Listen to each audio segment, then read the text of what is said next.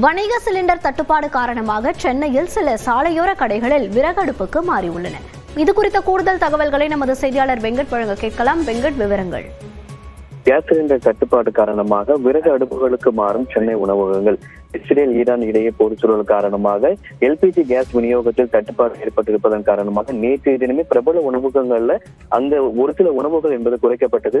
இன்றைய தினம் சிறிய ரக உணவுகள்ல தற்பொழுது விறகு அடுப்பை வைத்து காலை உணவை சமைத்திருக்கிறார்கள். தொடர்ச்சியாக தங்களிடம் இருக்கக்கூடிய அந்த கையிருப்பு சிலிண்டர் இருந்தாலும் கூட ஒரு முன்னெச்சரிக்கை நடவடிக்கையாக விறகுகளை வாங்கி அதன் மூலியமாக தற்பொழுது சிறிய வகை உணவகங்கள் தற்பொழுது உணவுகளை சமைத்து வருகிறார்கள். தொடர்ந்து இது போன்ற தட்டுப்பாடு நீடித்தே வந்தால் நாங்கள் கடையை மூடக்கூடிய ஒரு சூழல் ஏற்படும் எனவும் அவர்கள் தெரிவித்திருக்கிறார்கள். சென்னையில நேற்று முதலே பிரபல ஹோட்டல்கள்ல உணவு வகைகளை குறைத்திருக்கக்கூடிய நிலையில தற்பொழுது சிறிய வகை உணவகங்களை சேர்ந்தவர்கள் தற்பொழுது விறகு அடுப்புகளுக்கு மாறியிருக்கிறார்கள். தொடர்ந்து தட்டுப்பாடு நிலவி வரக்கூடிய சூழல்ல கடைகளை மூடக்கூடிய சூழல் ஏற்படுவதாகவும் கடை உரிமையாளர்கள் தெரிவித்திருக்கின்றனர்.